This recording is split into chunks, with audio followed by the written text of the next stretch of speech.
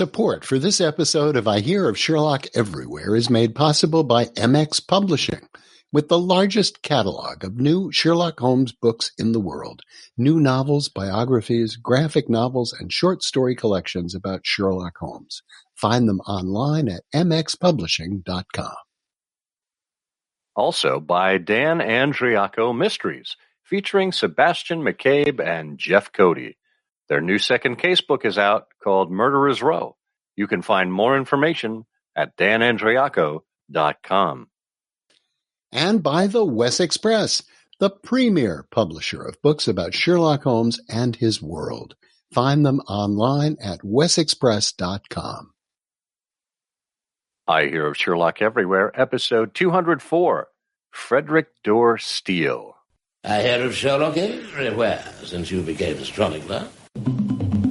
In a world where it's always 1895, comes I Hear of Sherlock Everywhere, a podcast for devotees of Mr. Sherlock Holmes, the world's first unofficial consulting detective. I've heard of you before. You're Holmes the meddler, Holmes the busybody, Holmes the Scotland Yard Jack in office. The game's afoot as we discuss goings-on in the world of Sherlock Holmes enthusiasts, the Baker Street irregulars, and popular culture related to the great detective. As we go to press, sensational developments have been reported. So join your hosts, Scott Monty and Burt Wolder, as they talk about what's new in the world of Sherlock Holmes. You couldn't have come at a better time!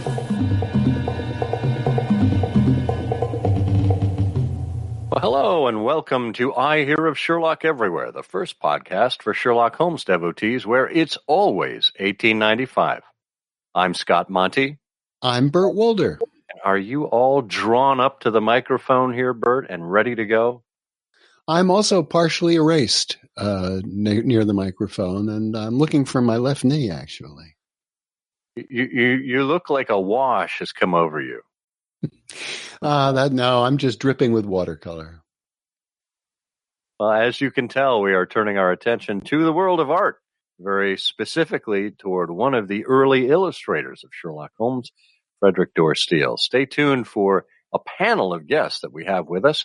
But first, we want to remind you that the show notes for this episode are available at ihose.co/ihose204, all lowercase. On that page, that'll take you to ihearofsherlock.com, specifically to the entry for this episode. You'll find links that we're going to be talking about, things where you can find out more information about Frederic Dorr Steele and see some of his work, as well as some of the work of the panel. You can also find us on Facebook, Instagram, Twitter. We are I Hear of Sherlock in all of those places. And we encourage you to sign up to get updates from our site. You can do it right there on the site. Sign up for an automatic email update, or just make sure you are subscribed to us on whatever podcast catcher or app you're listening to us on. And don't forget, if you happen to be in your kitchen or whatever room you have your smart speaker, try saying, play the latest episode of I Hear of Sherlock Everywhere, and see what that does for you. If it doesn't work, then, well, your money back. Not from Google or Amazon. That's their business. But in the meantime, let's get down to our business.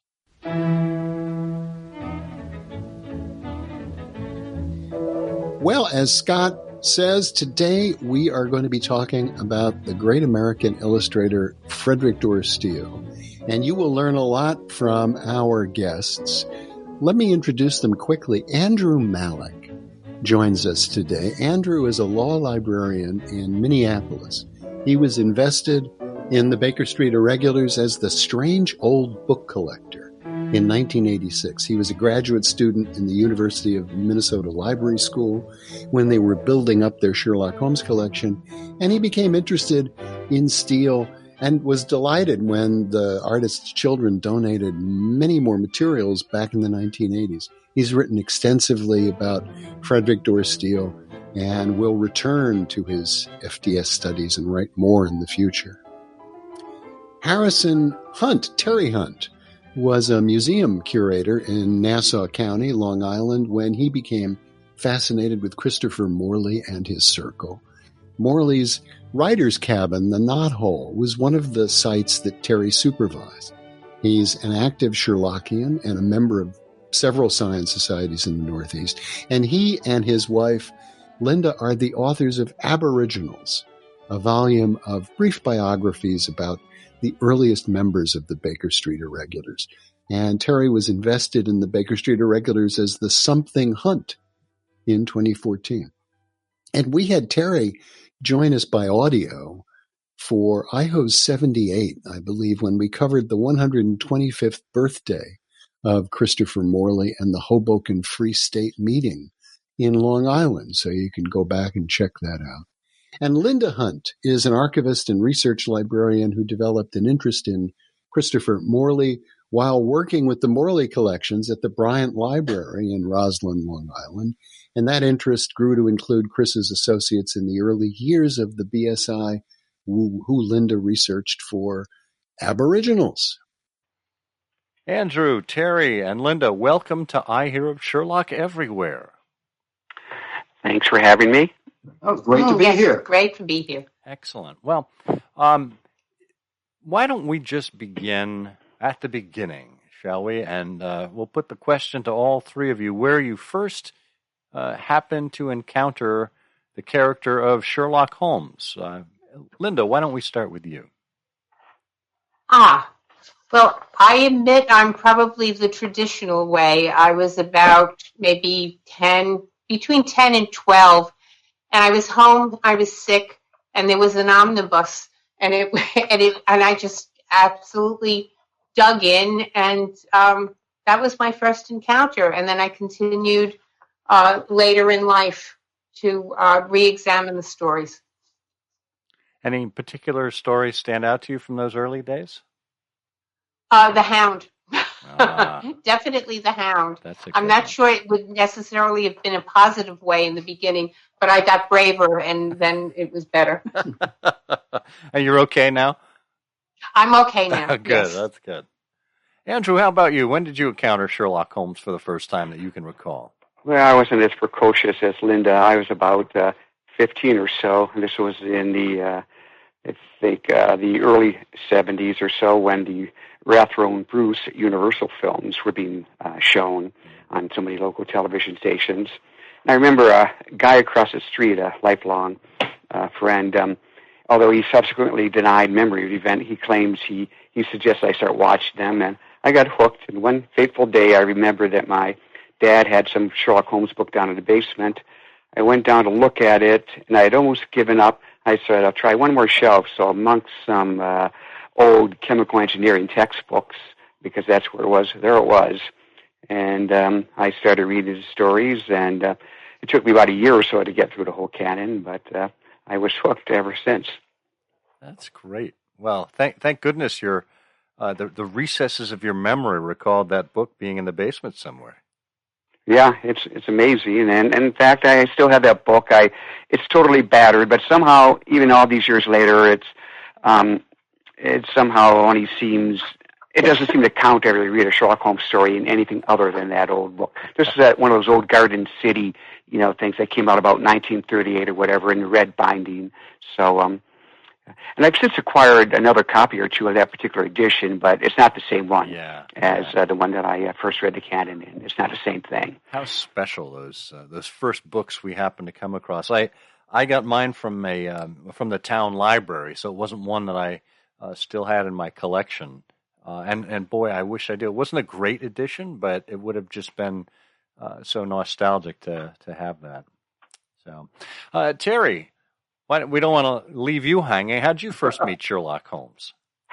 Well, I was around 10 years old, and my parents bought me a Reader's Digest Treasury for Young Readers.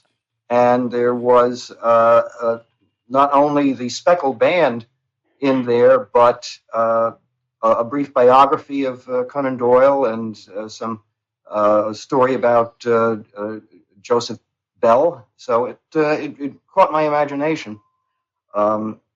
but I didn't really read the full canon until high school. And I remember being in a bookstore and seeing the Doubleday edition, the omnibus, and thinking, oh, I haven't read all of these. I should get that. And I did.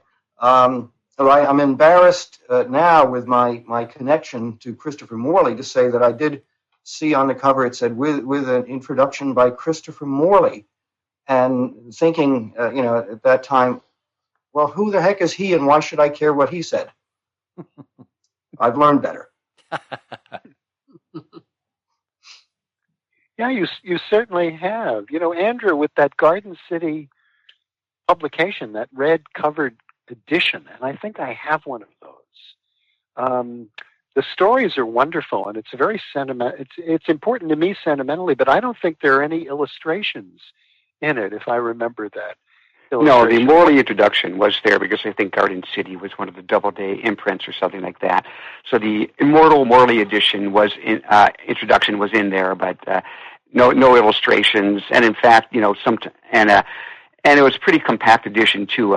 When a short story ended in the middle of the page, the next story would start, right under it without any intervening pages or whatever. So, but those are. So when did you encounter Frederic Dorr Steele? And you might tell the listeners who don't know, who he was and why he's important to Sherlockians. Okay, well, Steele was the most important early American illustrator of the Sherlock Holmes stories. He, although he didn't get involved until the Return of Sherlock Holmes series began appearing in Collier's magazine in 1903, he chose as his model, his inspiration, the actor William Gillette, who started in 1899, whose play Sherlock Holmes was very successful, first in the United States and then a little later in Britain. And although Steele did not actually see Gillette in person until 1905, when there's a revival of it, by that time, the Sherlock Holmes play by Gillette was old enough that 1905 counted as a revival. So prior to that, he relied upon stage photographs and everything. And if you look at some of his famous Collier's covers, some of them are based directly on well-circulated stage photographs at the time. And throughout the next decade, Steele eventually illustrated 30 of the stories in one way or the other, so about half. And when he died, he was engaged. He had been engaged by the Limited Editions Club to put out a definitive edition to include illustrations for all of the stories, but unfortunately he died in the early stages of that project. So what came out some years later, many delays being called by the Conan Doyle estate along the way, was considerably different. So I thought one of the interesting things about Holmes is how eventually external people placed their mark on the character, had a great effect on our interpretation. In the more recent years, it was Jeremy Brett or Cumberbatch or whatever. But back then, Gillette managed to become, at least for many Americans, the idealized version of Sherlock Holmes. And so there are lots of press coverage of the place at the time, and editions of the stories would include stills from the book. But it's really Steele choosing him as his inspiration that cemented the image in the minds of so many Americans of an earlier generation. Now, in my own case, it's hard for me to remember the first time I encountered Steele, because in the earlier days, back when a lot of us got interested, his illustrations weren't widely available, but probably mostly when I was a graduate student at University of Minnesota, starting in the late 70s and extending into the 80s, and I was working with the Sherlock Holmes collections they had there, and in particular the Philip Hench collection, which they acquired in 78, had a number of useful Steele materials. So that was how I got introduced both to the published versions and then some of the primary materials. And what was it about Steele that attracted you? Well, I guess in those days it was Steele versus Paget, and I knew that technically Paget was a more accurate illustrator. Again, he had started when the short stories began to appear in the Strand magazine in 1891, so it's a lot earlier than Steele, but I guess aesthetically, Steele's things just appealed to me more. But among the reasons that was true is that by the time Steele became active, the methods of reproduction had advanced considerably, and that allowed his illustrations to be more fully realized. There have been a number of publications in recent years, commentators on the engravers that Paget worked with, because he would do his original illustration, but then an engraver had to engrave it on a block to be printed or whatever. So that was an intervention from someone else, where Steele's work was able to be, I think, photographed and used more or less more directly to create the images. So I thought that meant that the quality of reproduction was better. And then, of course, the Return of Sherlock Holmes stories appeared in Collier's magazine from 1903 to 1905.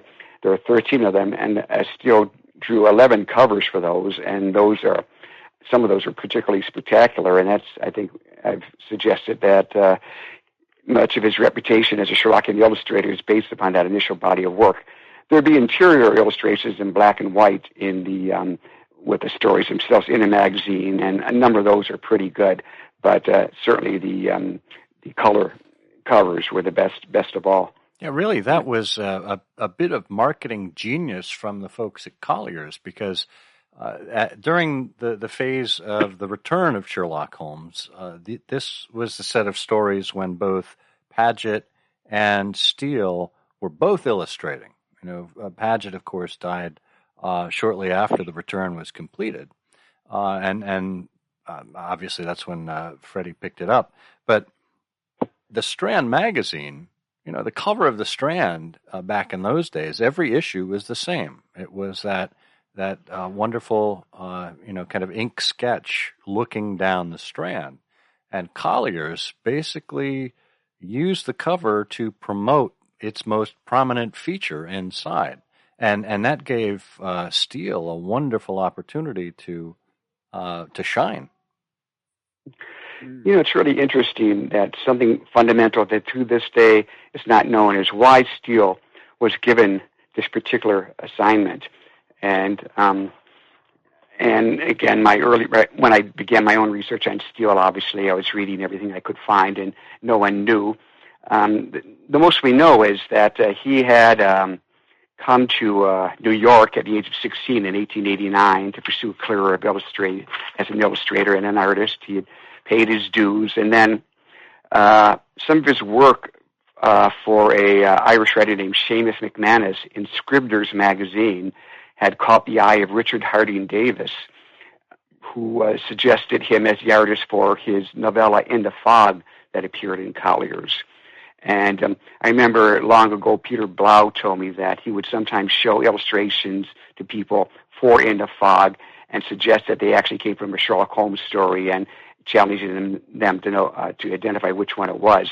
But the point is that stylistically, obviously the Sherlock Holmes things were very similar.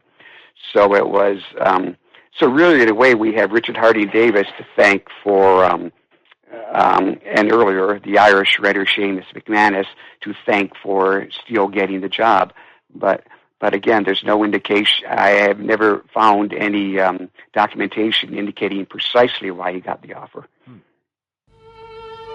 Our friends at MX Publishing they're always working on something. And one of the projects that has been underway for a few years now and has continued to grow, and I think you'll be hearing more about this in the future on this show, is a project called The Art of Sherlock Holmes.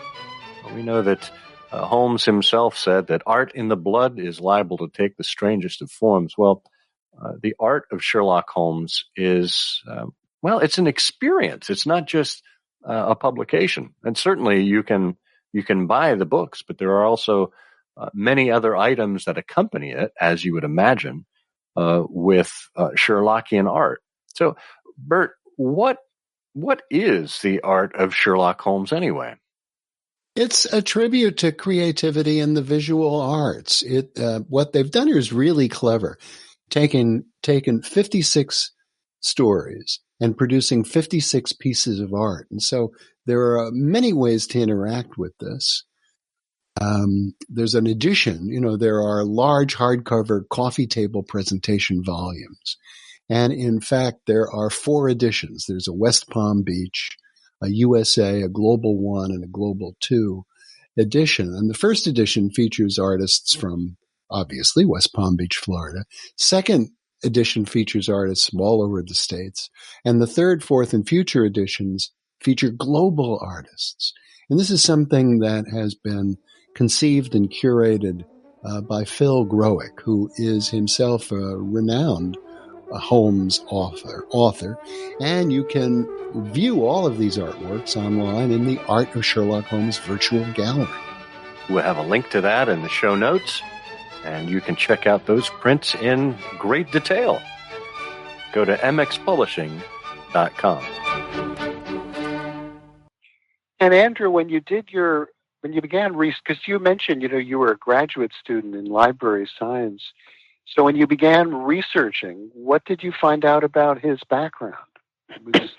Well, I can give a real precise thing. In 1983, again, I don't want to explain why I was in library school for so long, but in 1983, we were going to have a conference. We're going to have John Bennett Shaw and Edith Meisner joined us for some Sherlockian presentations, and we did a exhibit on Gillette. Then in 1984, the curator, Austin McLean, wanted to have a more major conference, and he wanted a suitable exhibit.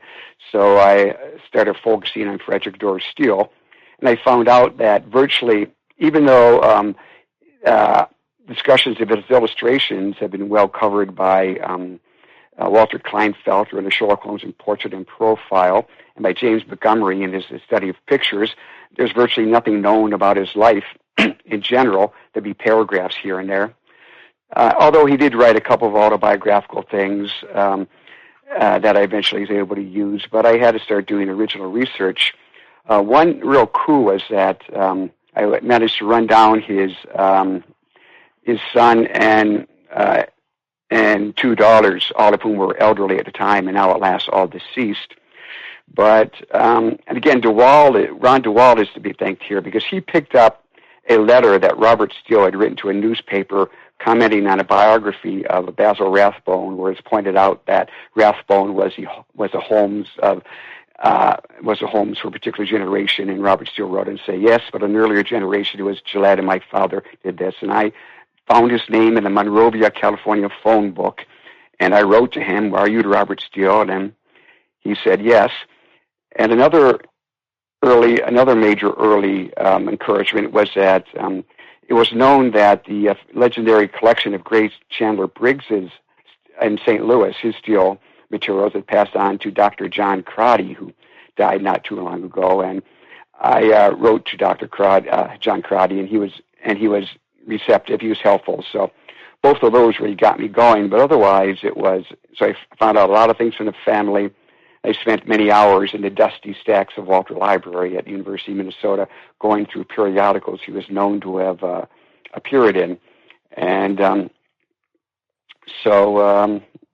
that's basically it. And, many helpful letters from Robert Steele and his sisters Anne Steele and Zelma Steele. And but otherwise, I had to dig around and find out what I could. Well, Steele died in 1944, and all these many years later, Linda, I think you discovered where he was buried. How did that happen? Well, I was working with Terry on Aboriginals, a book of short biographies, brief biographies of the earliest Sherlockians. And we have I should mention that we have a side interest in graves, in cemeteries. And when you're doing research, and I'm sure Andrew will relate to this, sometimes you're looking at the same thing over and over and over again, the same category, and we were dealing with 92 categories, I think. And it was, it just caught my eye that Steele was buried in the Albany Rural Cemetery in Menands, New York State, actually. And I thought, gee, that's close.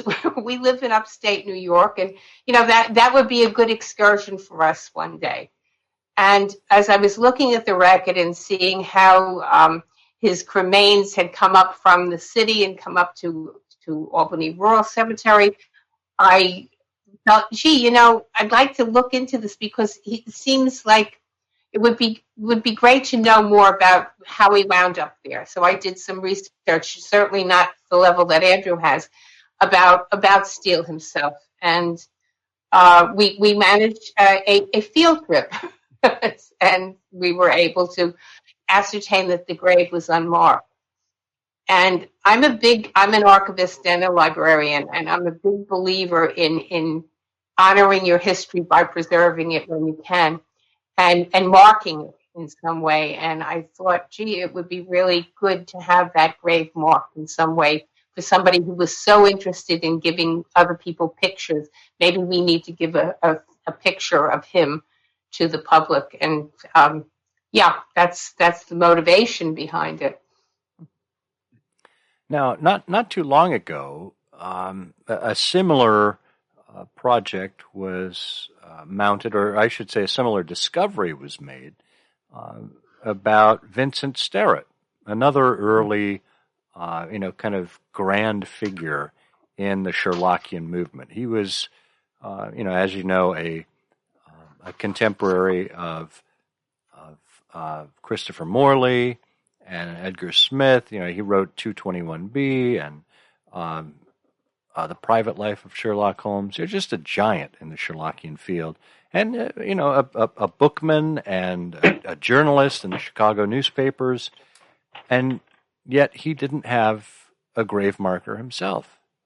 And Ray Betzner and a group of other people mounted an effort to give him the proper marking. And I think it's been restored since then as well.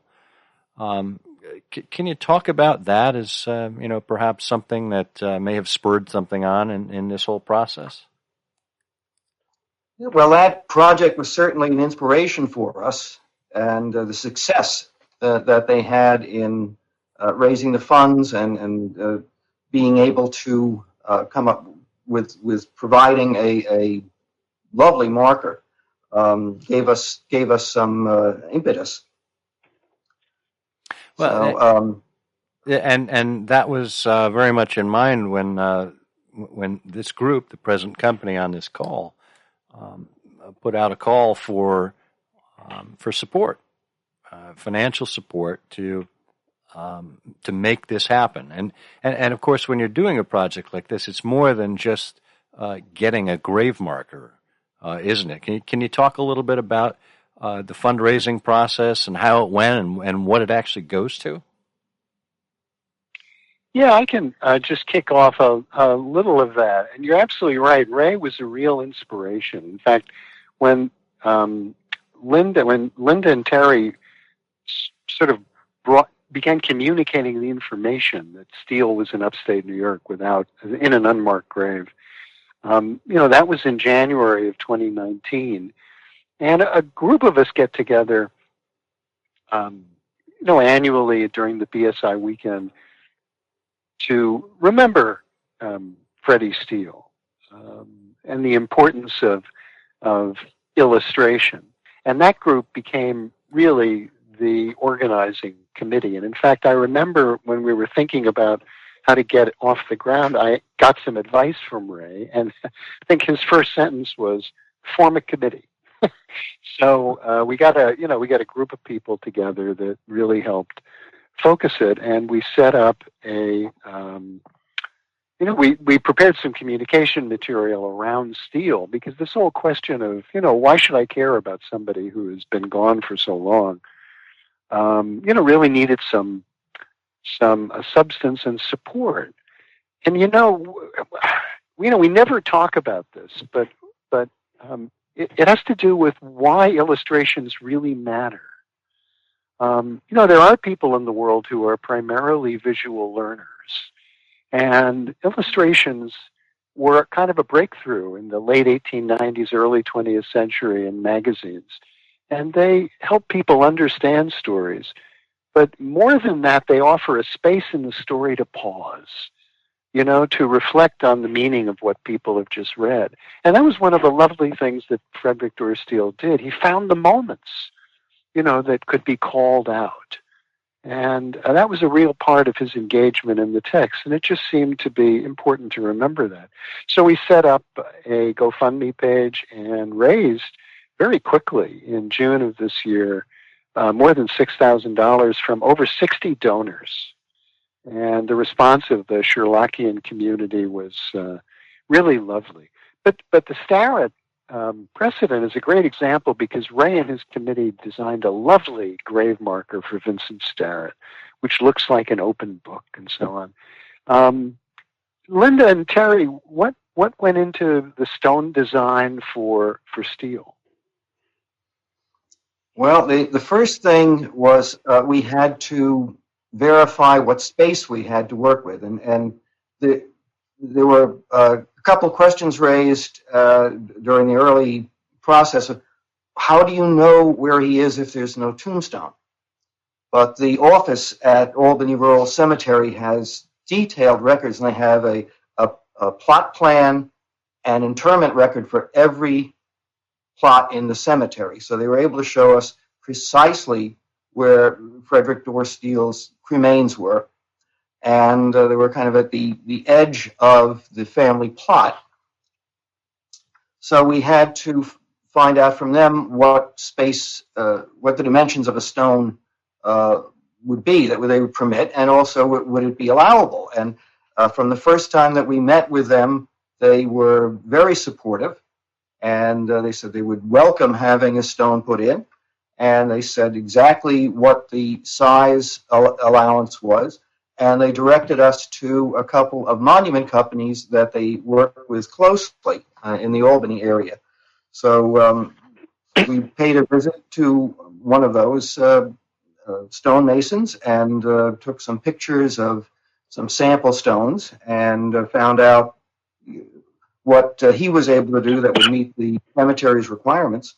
And we were able to then work, we worked very closely with you, Burt, in coming up with a design. Yeah, and you might describe a little of the design. I think it all worked out, really nicely.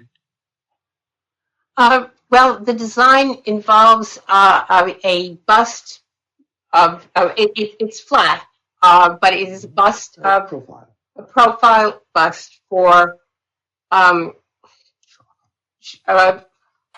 Frederic Dorr Steele and Sherlock Holmes. I'm sorry. Now see, there's a slip. Okay. But we had to, as you mentioned, Burt, that people are visual learners. We had to be visual learners too, and everyone who looked at this project, because the stone had to fit. The stone had to look like it belonged where it was, and we had to work with strictures given us by the cemetery itself. So the design became the design. We started out with something that we had to keep as a smaller stone, but one that incorporated the figure face. Yeah, the stone is black granite, and the engraving is in white. And it was important to have a graphic by Steele that was crisp and reflected his style. And of course, we wanted Sherlock Holmes.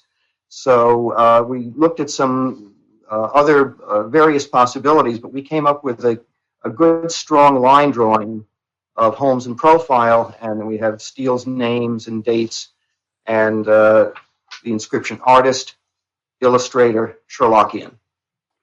And the cemetery moved pretty quickly. They I can't remember when they poured the footing for the stone. I think that was in September, and I think we can announce now something that we haven't promoted, which is that the stone has actually been installed at this point, hasn't it? Mm-hmm. Yes, it has. We were just there a few days ago, and we've looked at the stone. Everything is in order. We of course hope to have something much more elaborate in terms of an unveiling, other than we kicked a few leaves off, kind of thing. But yeah, it's an exciting moment that the project has come to that point right now. Yes, and we do hope to have a ceremony in the spring. I know we would like some Sherlockians there and steel buffs, and the cemetery is interested in promoting it too. All right, they really they dying for business right now? Sorry. They get that a lot.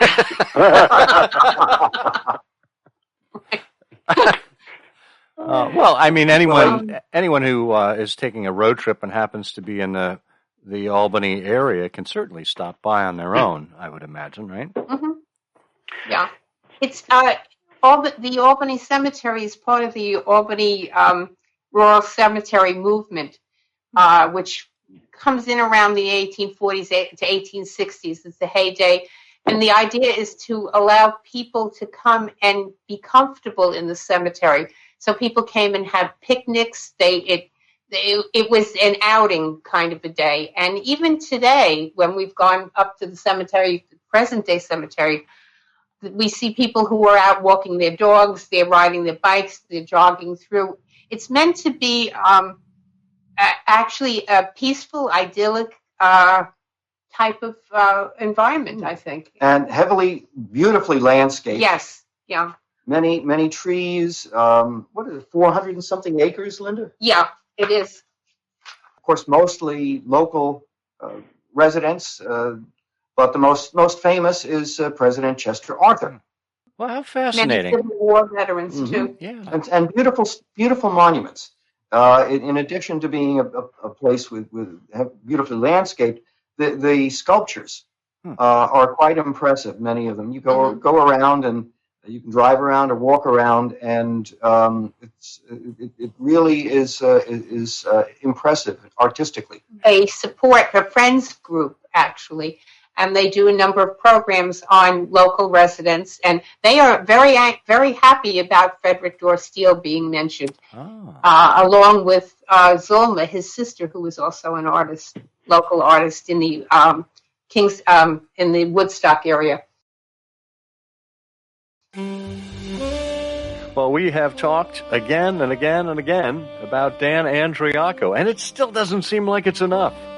Dan is one of those guys who is just so enthusiastic and so genuine, and you get the feel of that from his Sebastian McCabe, Jeff Cody stories. We mentioned Murderer's Row at the top of the show, but he's written a number of other books, and we thought it was time to just pause and reflect on another one of them at this point. Too Many Clues. This came out about a year ago, where we've got Jeff Cody there in Erin, Ohio, and he is, I guess he's a communications guy, a guy like you and I, Burt. Yes, he is, and it's a great story, and it's timely to talk about Too Many Clues because it all happens on the day after Thanksgiving when a veteran journalist calls Jeff Cody to get the whole story about complaints of inappropriate behavior from women about someone at the university. But it's just the start of a case involving double murder that really puts the amateur sleuth Sebastian McCabe at center stage. And that's appropriate, too, center stage, because McCabe is he's a magician. The stage is something that is a familiar place for him. He's also a mystery writer, just like our friend Dan Andriacco, and he's a sleuth at large, very, very large, we could say. So it's entirely appropriate that this takes place around Thanksgiving. So if you have an appetite for a feast for the stomach as well as the mind, perhaps you should get over to danandriacco.com and order yourself a copy of Too Many Clues today.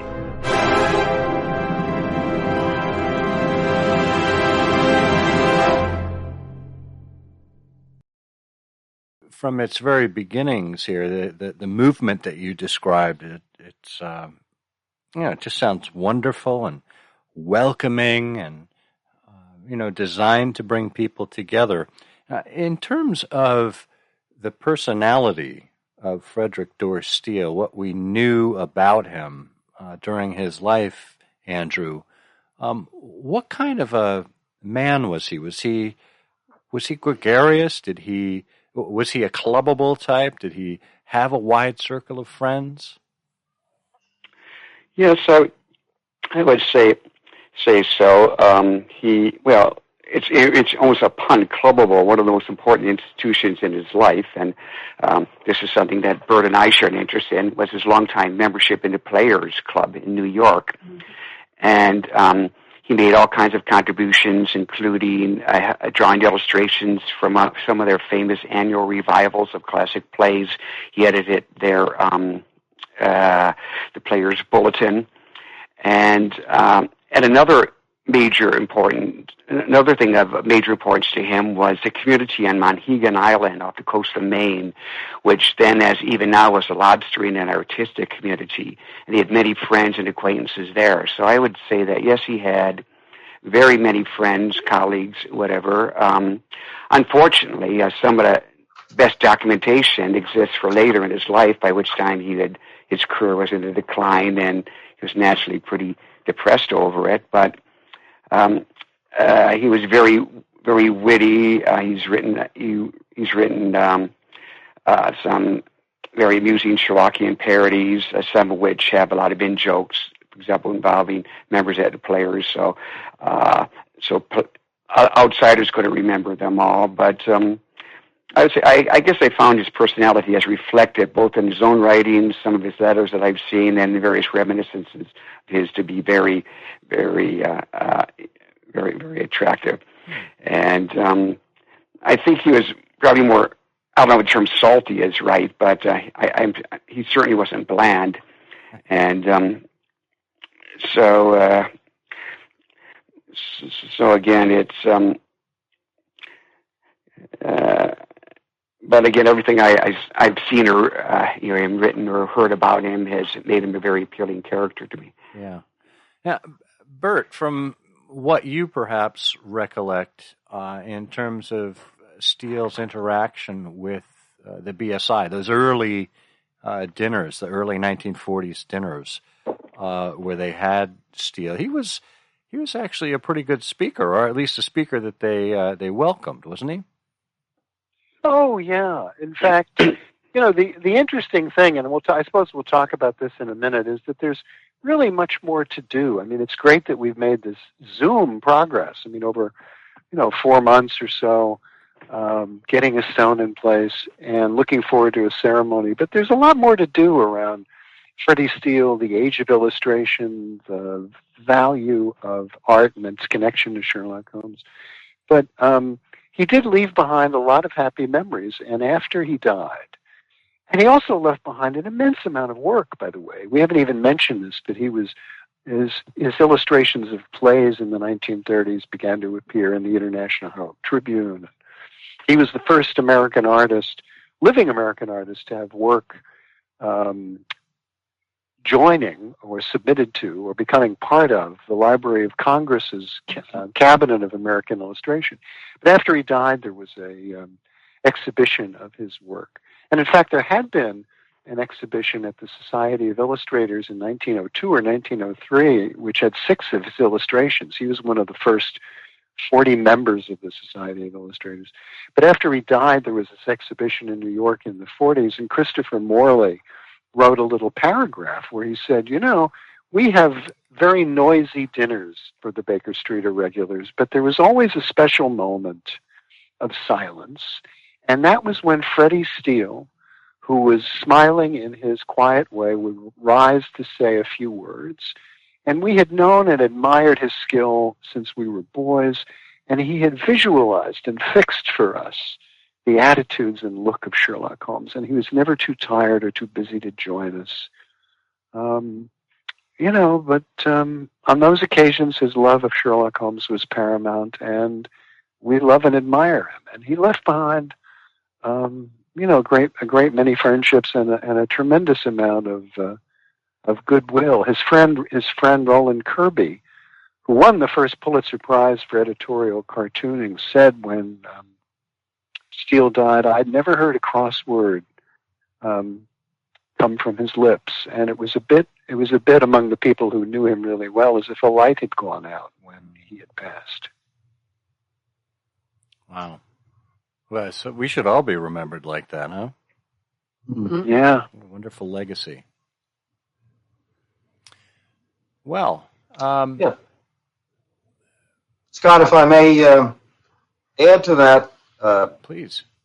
Steele, like William Gillette, was considered a living link to the earliest days of the canon in the United States, and as Burt said, he was revered as an early member of the Baker Street Irregulars, and because of that, even in the time that Steele was in distressed circumstances, he came to the dinners because Christopher Morley paid his way. Oh. Wow. They were looking out for him. It would have been a shame if he couldn't come, you know? It just speaks well not only of the Irregulars, but of Steele as well. I've seen correspondence when Steele was in the hospital, including, I think, a letter written by Morley that said, he's in a hospital, he's not doing well, he can't smoke or whatever. And I think I remember the phrase, help is indicated, suggesting that they would, do what they could to alleviate his conditions and things. And so again, that was touching at how he was revered and loved by the members of the Baker Street Irregulars. And I think that was very important to him later in his life when he was in, somewhat humiliating circumstances, because the whole nature of illustration and everything had changed, and he just was not as, just not nearly as busy as he would like to have been. To amplify something said by Burt, from about 1928 to his death in 1944, he made most of his living by making theatrical illustrations for the New York Herald Tribune. And some years ago, I managed to track down a number of those off of microfilm, and then later on, I was able to get better copies of those off of the digital version of it online. And that is, again, this is kind of a segue into something that I think we're leading up to, is that now that this monument project is well in hand, is that, and again, I don't want to steal a thunder, but Burt, maybe you want to comment upon the nonprofit and everything that's going to be used to further Frederic Dorr Steele projects in the future? Oh, yes, thank you. Well, I think I'll ask Terry and Linda, who've done all the heavy lifting here, to talk about that. But this has been so successful, and there's so much more to do. And we can talk, generally about some of the ideas that we decided to set up a formal organization to manage these resources, particularly the generosity of our donors. And so we've established, we've incorporated a group in New York called the Frederic Dorr Steele Memorial, Inc., and just about all of its directors are on this call, Linda, Terry, Andrew, and Bob Katz, who, particularly because of his love and appreciation of honoring our forebears and not forgetting our history, as well as his sound judgment, is also, we're very grateful that he's joined us as a director here. But all the work, and then the next step, has really been led by Linda and Terry. So Linda, Terry, would you like to talk a little bit about that? Well, yes, we were able to incorporate as a not-for-profit educational organization in New York State, and we'll be working on a federal 501c3 application. And under those guidelines, we are existing to support organizations that are promoting Frederic Dorr Steele and projects that are honoring him.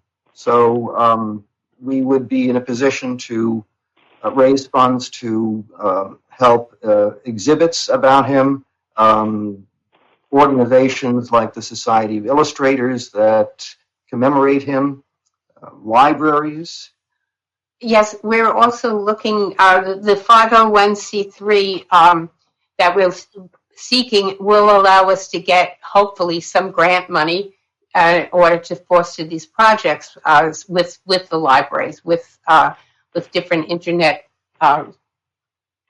collections and that type of thing. We've also explored very briefly the idea of doing something with the Beacon Society, although that has not been solidified yet. And we would also be allowed to support publications. And hopefully, Andrew, I know you are interested in doing a catalog raisonné, and that would be a perfect project for us. Yeah, that is true. And excuse me. Well, I've concluded that I would like to do what I could to publish a bibliography of his published illustrations.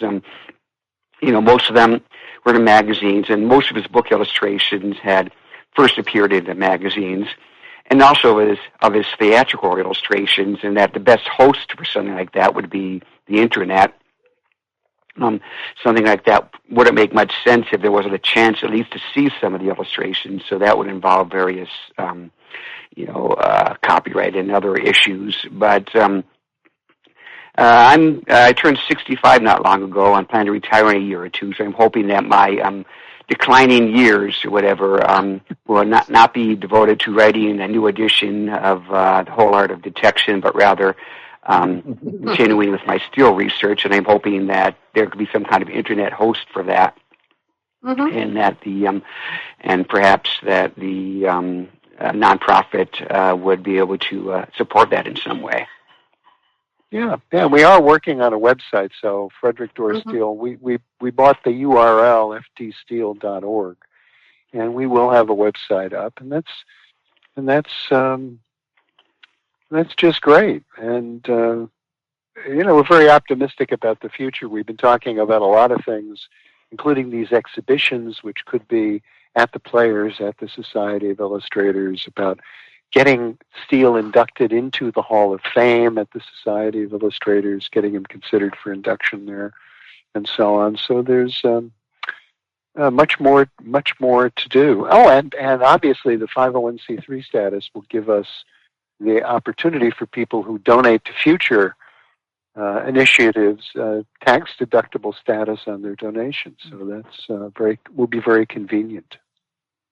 Now, Burt, speaking of the Society of Illustrators, why don't you talk a little bit about the Lunch of Steele, and because that's where we meet during the BSI weekend every year for this little gathering you put together. Talk to us a little bit about the origins of that event, and maybe some of the particulars of what go on there, and a little bit of the history of it. Well, it's something that we mention from time to time. It started very casually at the Players. I think back in 2003, and it was an excuse for me to meet with the Sherlockians that I knew from New England, who came down for the Baker Street Irregulars weekend on the Thursday before things happened. And it's moved around over the years. We've met at the Salmagundi Club, which oddly enough was another club.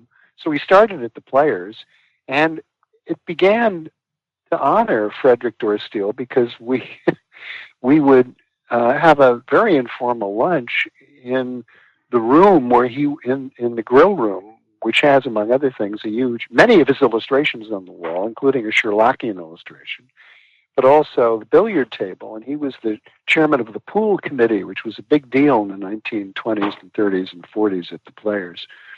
And may have become a big deal again. And then it's moved around a little bit, and for the last few years, we were at the Salmagundi Club, which is an old, very old, I think the oldest American club of artists, in the oldest club in the United States, continuing club. And he was a member there. In fact, he lived around the corner at one point in his life, and then moved serendipitously a couple of years ago to the Society of Illustrators in the 60s on the East Side, where he was also a member. He was one of the first 40 members. So we've sort of followed the spirit of Freddie Steele. and pause to remember him. And the Society of Illustrators, which also operates a museum, which is really worth a visit, is just the most perfect place, because it is all about the great illustrators. And to have lunch in a room and honor Freddie Steele's memory, but also to be surrounded by works by Maxfield Parrish and Norman Rockwell and the great illustrators. And one time we were there, they had a wonderful display of original comic art too, from Marvel Comics and from DC Comics, which was interesting. But it's a very special way to kick things off. But it's just a small group of friends who don't see each other nearly often enough. Well, and every year you provide the attendees with a little blue booklet, usually with, a bit of history or perhaps a pastiche. What are some of the ones that stand out to you that you've produced over the years? I was astonished to find that Steele, to get an echo of his sense of humor. The wonderful thing about him is he didn't take himself too seriously. And he would write his own pastiches and illustrate them, beginning at the Players, when he took little moments of the club, personalities, conflicts, strange developments. For example, the first one he did, there had been a rather risque story published in a magazine, and its appearance, and the magazine was in the reading room of the club, and its appearance offended a member who removed the magazine. And so Steele wrote and illustrated a pastiche for the club called The Adventure of the Missing Hat Rack, which was the title of this particular story, involving Sherlock Holmes coming to the Players. And so to see his own humorous illustrations of Holmes and to see how he wrote this is very funny. And then he did several more. So every year I would try to find and reprint something like that. And then I discovered that he had written his own memoir of the early days of American illustration, and so we reprinted parts of that. And we found out that he'd illustrated a comic Sherlock Holmes story by another author, and we reprinted that. And there's always been something something turns up. Turns out that for a little while he was a great fan of movie making. He had a wind-up 16mm camera. And he wrote a story about Sherlock Holmes and Watson coming to America to find him because he disappeared. And where he was on holiday with his camera, taking all sorts of little home movies. So it's a whole little world. It's a lot like the rest of... It's what Terry and Linda have found in Aboriginals. When you start looking at some of our forebears and these people, you discover... just wonderful things that help you connect to them. Now, if people wanted to see some of Frederic Dorr Steele's work, and I know they can obviously look it up on the internet or buy an old copy of Collier's magazine, but if they wanted to actually see his artwork, is there any place where his artwork is regularly displayed? Well, the University of Minnesota has a number of things, and it tend to only be displayed when there's some kind of conference or something. Most of their holdings are kept in subterranean caverns or whatever in the Anderson Library on the West Bank and the University of Minnesota campus in Minneapolis, and so to actually see that stuff in other circumstances, it has to be by appointment. And, of course, in these COVID days, that is difficult. There were some books, though, that are helpful. Bill Blackbeard's Sherlock Holmes in America, that came out in the 80s, had reproductions, I think, of most of his illustrations. That was very well done. And then in 1987, Michael O'Mara Books in London and Otto Penzler's Mysterious Press came out with illustrated edition of the Eternal Sherlock Holmes that reproduced his illustrations there. Now, the Cabinet of American Illustration that Burt mentioned, that if you just Google that Cabinet of American Illustration, you can get to their search page, and if you put in Steele's name, a number of things turn up. Now, that was stuff that he donated, that he happened to have on hand at the time when they solicited him and other artists to do that in the 1930s. So it's not by no means necessarily his best work or even representative work, but it is a fairly sizable selection there. Burt mentioned the things on display at the Players Club, but in recent years that apparently has become more difficult to access. Just through Googling around, though, you could find, just go on Google Images, put in that thing, you're going to get a hodgepodge of different things. It should be mentioned too, on Monhegan Island on Maine, they have a museum associated with the lighthouse that was automated some years ago, and they have a library too, which Steele was involved in helping to design many decades ago. And they've got some Steele holdings, and I remember my wife and I and our young son were able to visit there in 1989, and they'd have things like posters for baseball games or that sort of thing that he prepared. So you do have to go to a number of different places, and again, some of which, like University of Minnesota, do not have these things permanently on display. Some best Steele holdings are with private collectors. Again, Gray Chandler Briggs in St. Louis had, through purchase and gift, had gotten a couple of dozen Steele holdings, and then some of those he gave away to Vincent Starrett and others. But when he died, some years later, John Crotty bought those. And then in the 1980s, Dr. Crotty's collection was dispersed. So some of these are held by various private collectors now. Yeah, I've seen 7 Steele illustrations for Wisteria Lodge, I think it is, displayed in one collector's home. And I think there are 8 actually, maybe 7, 8. Yeah, that is that is probably the best survival.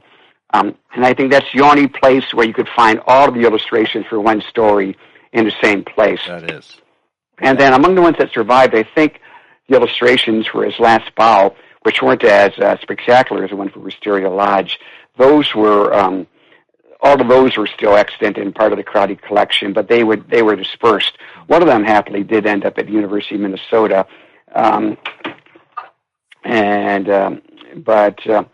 yeah, so it's a fair undertaking to go around and find examples of his original illustrations. A lot of the stuff that the University of Minnesota has is bibliographically and interesting because it details, for example, the complicated work he did for the Limited Editions Club, but it's not as arresting as some of the other things. Probably the best thing that Minnesota has was this big illustration he did as part of the promotion for the 1939 Basil Rathbone and Nigel Bruce adaptation of the Hound of the Baskervilles.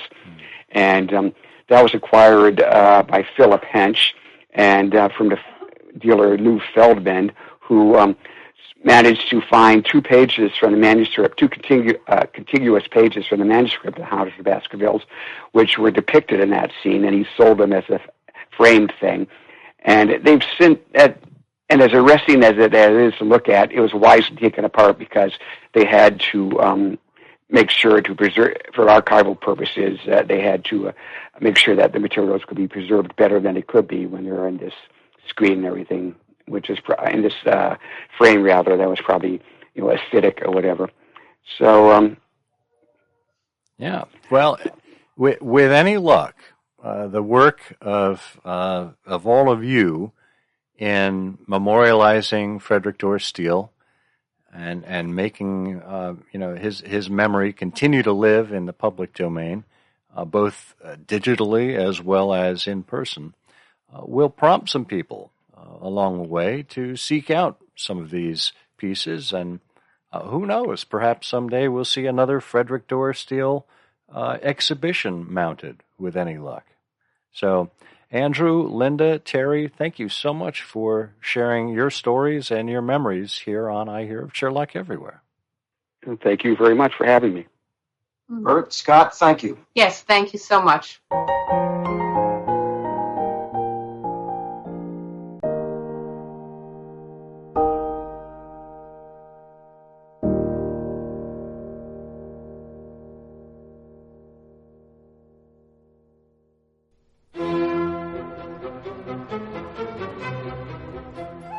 The first Sherlock Holmes parody was probably written in 1896, The Field Bazaar, by Arthur Conan Doyle himself.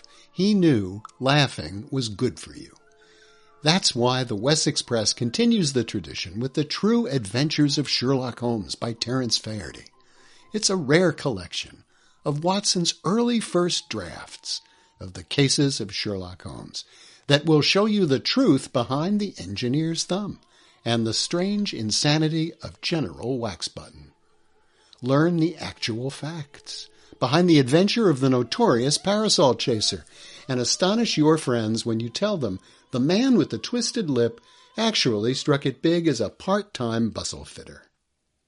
7 of these great stories have been published in Ellery Queen's Mystery Magazine, and 4 appear here for the very first time in this very first collection. Now is the perfect time for a comfortable chair and a long laugh. Get The True Adventures of Sherlock Holmes at wessexpress.com today. Well, Burt, we always see Frederic Dorr Steele just surrounding us in the Sherlockian world. He's just there. And, I think so many of us just take him for granted. And for one, I didn't really know much about how he came to be selected for this commission. So it was wonderful to hear Andrew kind of give us some of the background there, and further to just hear about his life in general, because we don't really know much about the man aside from the art that he's produced for the Sherlock Holmes stories. Most of us, that is. Well, that's true, and it's this is one of the points that Bob Katz makes, and I know we mentioned it, that it's important to honor our forebears, but it's beyond just looking back to people who've made contributions in other years. And this, particularly, well, anyone knows this who studies the classics, who looks about the evolution of thought over the years, who tries to relate older principles, established principles to modern life and modern decisions. Steele, being an artist, was it's a solitary profession. And yet here's someone who over decades, it's not just over years, but for more than 40 years, Frederic Dorr Steele showed readers the moments that mattered in the world of Holmes and Watson, looked at the texts that he received from editors, figured out which part of the story to illustrate, what expressions, and then there's his artwork, and on top of that, he was very innovative about certain practices for reproducing color. I mean, there's a lot to talk about when it comes to Frederic Dorr Steele. And it's against that backdrop that you realize that for someone like that to be forgotten, for the work to be forgotten, and for his resting place to be unmarked, really, is something that needed to be corrected. So it's great to have an opportunity to talk about that kind of correction and to remember Frederic Dorr Steele. And, I was also struck in, as Andrew said, how so many of his covers or other illustrations inside the stories were evocative of William Gillette.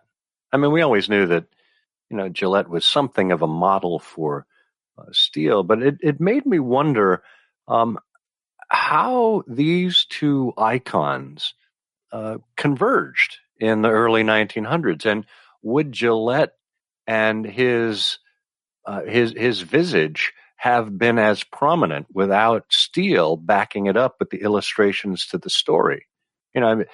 Gillette, over the course of 30 years, had some 1,300 appearances as Holmes. And of course, there were promotional pieces that went along with each. But one has to wonder if his iconography, his physical representation of Sherlock Holmes, would have been as widely known without the Dorr Steele drawings. That is a great point. I never thought about that. But think for a moment. If I tell you, as an example, Edwin Booth, if I mention Edwin Booth, here's a great Sherlockian actor, Edwin Booth. Can you remember what Edwin Booth looked like? I think that the lucky thing about Frederic Dorr Steele was that, he would hire models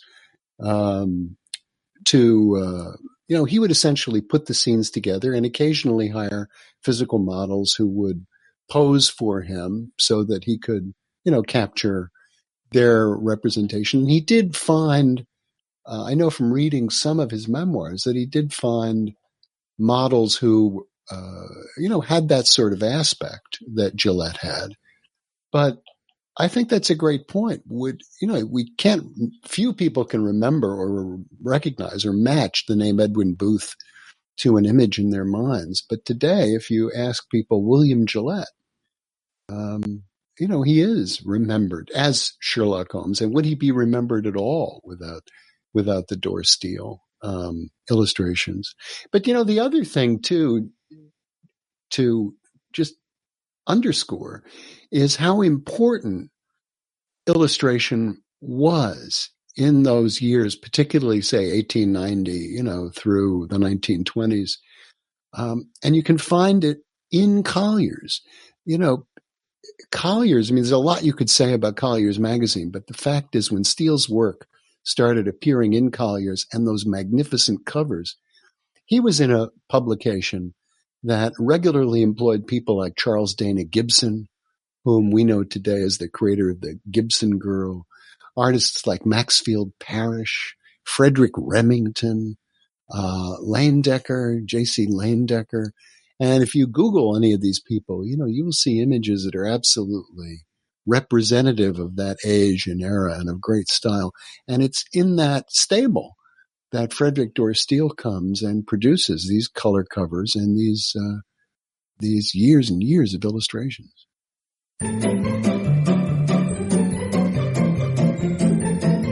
Well, that music means that it's time for everyone's favorite Sherlockian quiz show. That's right. It's Canonical Couplets, where we give you 2 lines of poetry, and you have to identify the Sherlock Holmes story that we are referring to. For episode 203, the last time we were with you, we gave you this clue.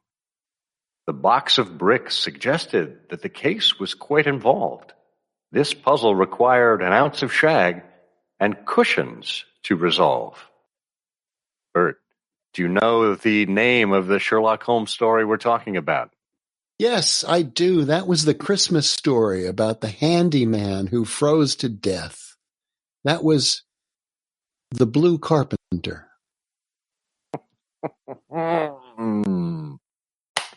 Yeah, no. No? No. And our friend Eric Deckers has once again applied the Burt Wolder school of logic to his answer, and he said, I got it.